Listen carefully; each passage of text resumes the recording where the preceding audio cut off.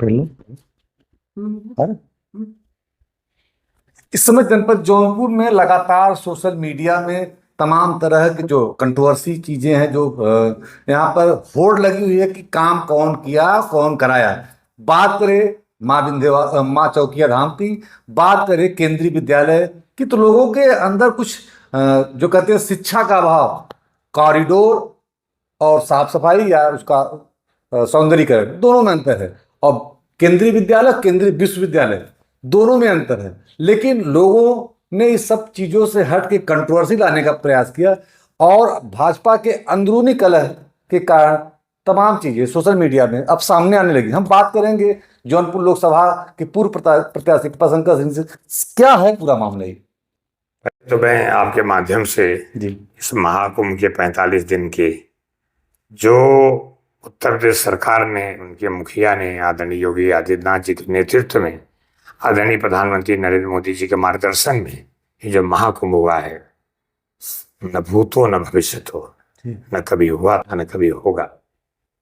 और प्रयागराज जिस ढंग से लोग जाते थे, वहाँ डुबकी लगाते थे, अयोध्या जाते थे, प्रभु रामचंद्र के चरणों में प्रणाम करते थे, फिर बाबा विश्वनाथ जी के धाम में आते थे, हर हर महादेव पर जाते थे। हम आपके माध्यम से इसलिए बताना चाहता हूँ कि योगी जी के जो यशस्वी मुख्यमंत्री हैं, ये 7 साल हो गए, 8वें साल में चल रहे हैं।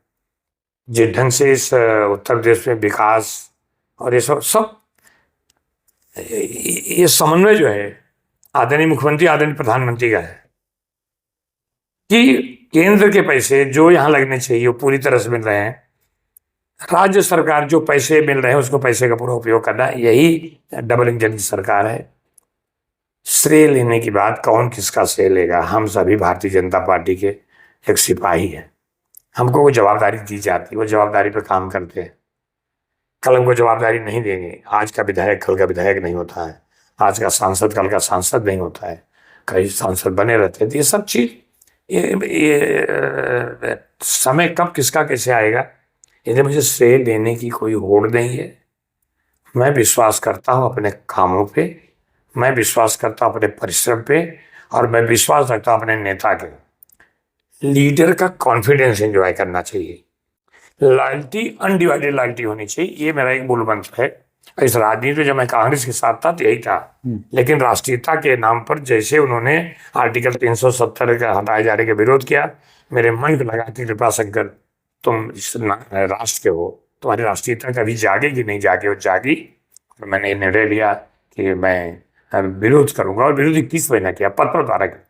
उसके बाद भी जो पार्टी, कांग्रेस पार्टी नहीं सुनी, तब मैंने वो प्रोटेस्ट रेजिग्नेशन दिया। ये बताइए, क्या यहाँ अंदरूनी भाजपा का जो कलह है वो अब सोशल मीडिया पे आने लगा है? क्योंकि जब से आप चुनाव लड़ने आए हैं और आज लगातार जो आप काम कराना चाहते हैं, या जिसको आप सीएम से मिलते हैं या पीएम से मिलते हैं या नितिन गडकरी जी से मिलते हैं सड़क, तो जब आप जो काम कराना चाहते हैं वो लोग पहले से बताते हैं कि हमने कराया है। चाहे केंद्रीय विद्यालय की बात हो तो आपने केंद्रीय विश्वविद्यालय की बात करते हैं।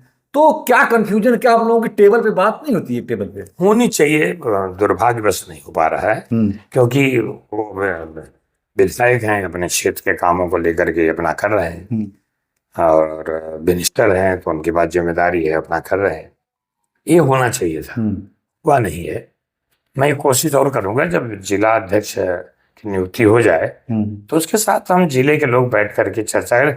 अल्टीमेटली हम भारतीय जनता पार्टी के, हमारा भारतीय जनता पार्टी के जो कमिटमेंट है, ये देश की सेवा करना है, देश का विकास करना, उस पर हमको जाना चाहिए। और ये जो पोस्ट लिखना, पोस्ट करना, मुझे लगता है ये अच्छी पहल नहीं है। नंदी राजनीति का ये जो दिखा रहा सोशल मीडिया पे, लोग अपने अपने कार्यकर्ताओं को सामने करते हैं, सामने तो आते नहीं, कार्यकर्ताओं को सामने करते हैं कि अरे वो कृपाशंकर जी ये कर रहे हैं, हमने तो पहले कर दिया है। और जो एक कहावत है कि गंगा को किसने लाया, भगीरथ लोग बन रहे हैं। तो क्या वो चरितार्थ ही जौनपुर की राजनीति में हो रही है? क्योंकि आप तो बॉम्बे से आए हैं, बॉम्बे और बॉम्बे की राजनीति और यहाँ की राजनीति में कितना डिफरेंस है? हम यहीं से गए हैं, मैं क्या बताऊं मुंबई की राजनीति से। भारतीय जनता पार्टी राजनीति देश में सब एक जैसे है, और गंगा मैया को पवित्रता को समझें और राजा भगीरथ के प्रयास को समझें। हमारा ये कहना है कि राजा भगीरथ जैसा प्रयास करना चाहिए गंगा मैया को लाने के लिए, इस क्षेत्र के विकास करने के लिए। आज भी मुंबई में उत्तर भारतीय समाज जो है वहां पे, उसमें हर छठवां उत्तर भारतीय जौनपुर जनपद का। कितने साल हो गए, क्यों नहीं जौनपुर उद्योग लगे, आज तक क्यों नहीं लगा?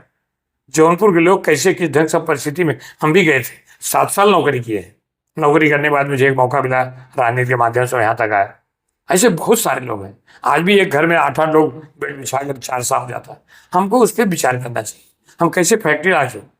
मैंने अभी मांग किया, भाई दूसरी मांग मेरी है, मैं आज भी बता रहा हूँ। ये जौनपुर जनपद को आप इंडस्ट्रियल कॉरिडोर डिक्लेयर करिए, नाम्स में लाइए।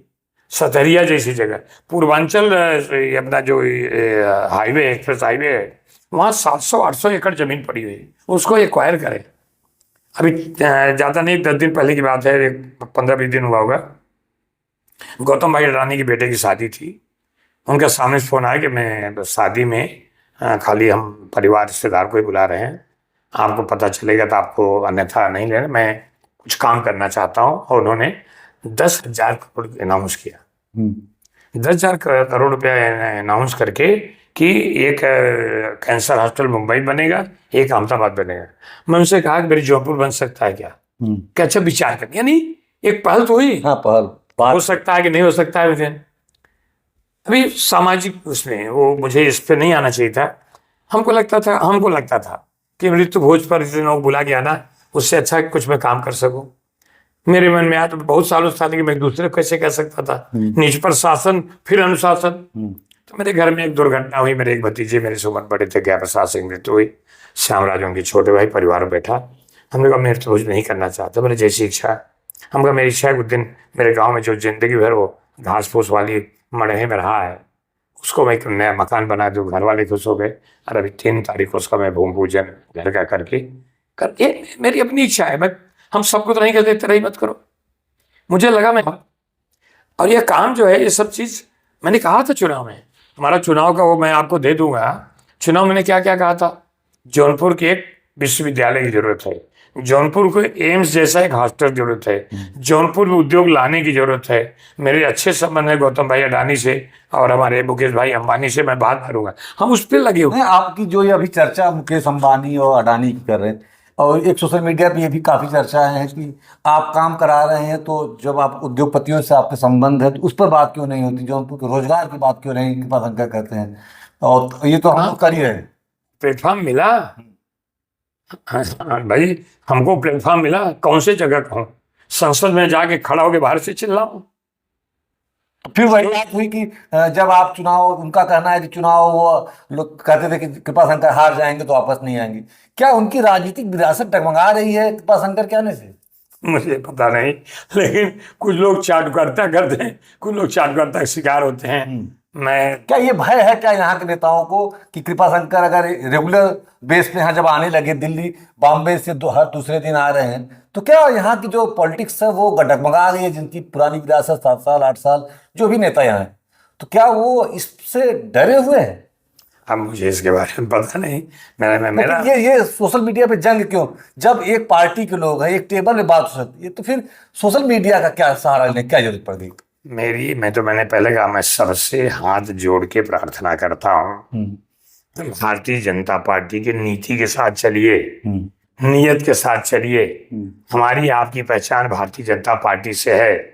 जिस दिन हम भारतीय जनता पार्टी से अलग हो जाएंगे, और कुछ लोग अलग हुए, क्या हालत हुई है, मेहरबानी करके इससे जो भी हो, अब तक तो मुझे किसी का लगा नहीं, लेकिन जो भी हो, चाहे वो कार्यकर्ता हो, चाहे पोस्ट करता हो, मेहरबानी करके भारतीय जनता पार्टी का सिपाही है, वो कभी ऐसा नहीं करेगा। जो भारतीय जनता पार्टी की नीति और नियत से समर्थन है, वो ऐसा कर सकता है। एक और सवाल, और मेरी कटिबद्धता है, मैं जब तक यहाँ भारतीय जनता पार्टी का कोई प्रत्याशी या भारतीय जनता पार्टी का सांसद नहीं आता है, मेरी सांस रहने तक जौनपुर जनपद के इस 5 विधानसभा की मेरी अपनी नैतिक जवाबदारी है। मैं करता रहूँगा, सलाह लेता रहूँगा, और मैं फिर कहता हूँ कि जिला अध्यक्ष की नियुक्ति हो जौनपुर जनपद विकास के लिए, सब इकट्ठे बैठे, और 2027 में इतने वोट मिले, इतना विधायक बने कि आने वाले 2027 के बाद जब वो 32 में जाएं, तो कोई हिम्मत न करे दूसरी पार्टी के चुनाव लड़े कि न लड़े। एक और बात, जो अंदरूनी कला आज सोशल मीडिया पे दिखाई दे रही है, क्या इसी कारण से आप चुनाव भी हारे? जो लोग आज सामने आ गए, अभी तक तो पर्दे के पीछे वो लोग दिख रहे थे, लेकिन अब तो वो सामने आ गए, क्या चुनाव आपको हराने का कारण यही लोग है? मैं कहीं कम पड़ गया हूँ?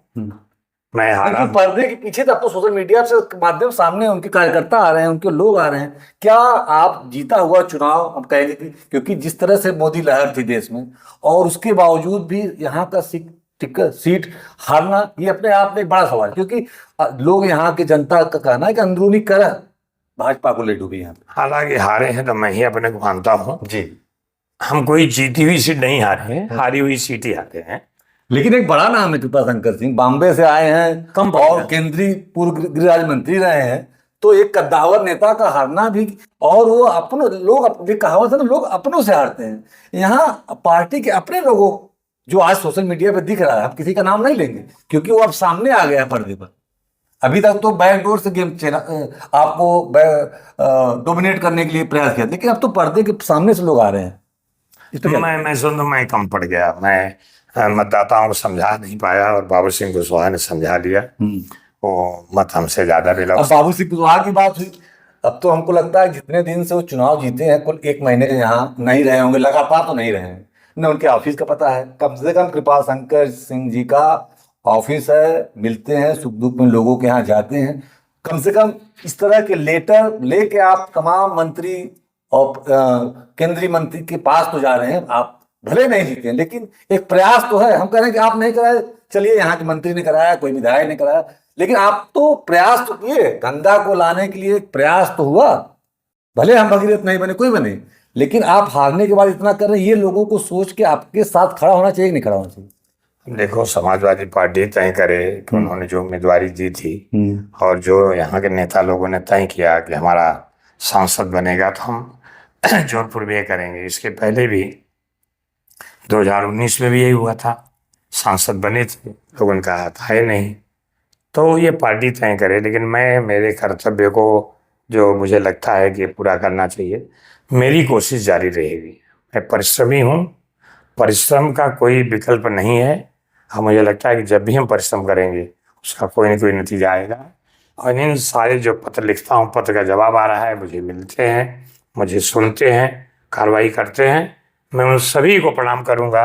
और मैं यही कोशिश करूँगा, बाबा विश्वनाथ से, मामा का भक्त हूँ, माँ शीतला माता हूँ, माँ विंध्याचल देवी हूँ, सबसे मुझे शक्ति दें, मुझे ये सब काम करने की शक्ति दे। मुझे श्रेय लेने की शक्ति मत दे, पर मुझे काम करने की शक्ति दे, मेरी कटिबद्धता को पूरा करने की शक्ति दे। और आपसे मैं यही कहना चाहूँगा कि मेरा संदेश उन सबको आपके माध्यम जाए।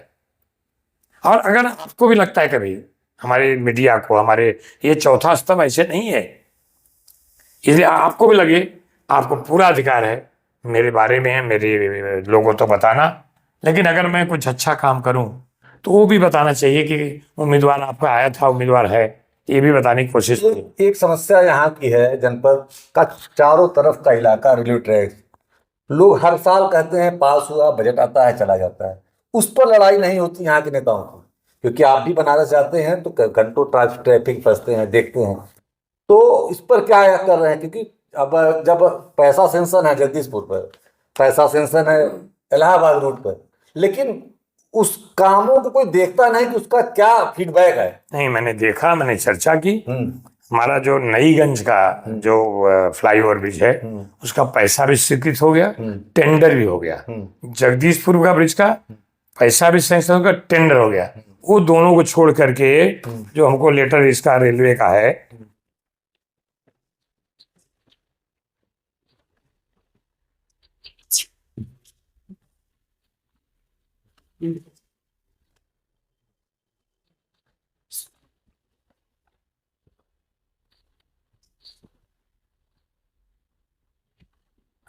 पढ़ के सुना है मैंने, का रेलवे वाला, इसमें लिखा गया है जनपद जौनपुर में उत्तर रेलवे के जौनपुर शाहगान रेल्स सेक्शन के समपार संख्या 43A और 42A 2 लाइन है। सेतु का कार्य स्वीकृत है राज्य सरकार की तरफ से कॉस्ट शेयरिंग पर निर्णय लिया जाना लंबित है। हम इस पे लगे हुए हैं। हम इस पे लगे हुए हैं और सबको लगना चाहिए। राज्य सरकार से उसका जल्दी हो जाएगा। आप सोचिए कभी हम यूनिवर्सिटी कोई परीक्षा देने जा रहा हो, लाइन एक बंद हो गई, दूसरी गई, आधा एक घंटा खड़े हैं। तो इस पे बहस यहाँ के नेताओं क्यों नहीं होती, इस पे होड़ क्यों नहीं मचती कि हमको ये सब जो काम स्वीकृत हुआ है उसको कराने की होड़ क्यों नहीं लगती यहाँ के नेताओं में? मुझे नहीं, वो एक शेर बहुत बढ़िया किसी ने पढ़ा है कि वो कत्ल भी करे तो चर्चा नहीं होती, हम आहें भरे हो जाते हैं बदनाम। वाह, ठीक है। तो ये थी कृपा संतों की, जो जिनका कहना था जो सोशल मीडिया पे तमाम जो बहस छिड़ी है उसका जवाब दिया, उसके तमाम लेटर को हमारे कैमरे पर दिखाया। लेकिन जिस तरह से जनपद में जो बहस छिड़ी है उसका तमाम बातों का बड़ी बेबाकी से जवाब दिए, चाहे वो केंद्रीय विश्वविद्यालय को लेकर बहस, यहाँ के लोगों को कंफ्यूजन, क्योंकि केंद्रीय विश्वविद्यालय नहीं, केंद्रीय विश्वविद्यालय की बात हो रही है, जबकि केंद्रीय विद्यालय और केंद्रीय विश्वविद्यालय में अंतर है। बात करें कॉरिडोर की, तो कॉरिडोर और यहाँ की चौकिया माता के सौंदर्यीकरण दोनों में अंतर। जिस तरह से काशी विश्वनाथ में कॉरिडोर बना है, चाहे विंध्याचल धाम में कॉरिडोर बना, उसकी बात ही कर रहे हैं, जब न कि यहाँ की सौंदर्यीकरण के जो बजट यहाँ के मंत्री जी ने कराया उसको लेकर बात हुई। दोनों में बहुत अंतर, ये लोगों को, यहाँ के लोगों को समझना होगा कि कॉरिडोर और सौंदर्यीकरण में क्या अंतर है, केंद्रीय विद्यालय और केंद्रीय विश्वविद्यालय में क्या अंतर, ये लोगों को समझना होगा। जो भी सोशल मीडिया पर बहस हुई है उसको पूरी तथ्यों की जानकारी कर लेनी चाहिए। वीडियो जर्नलिस्ट सरस के साथ मैं दीपक सिंह, न्यूज स्टेट जौनपुर।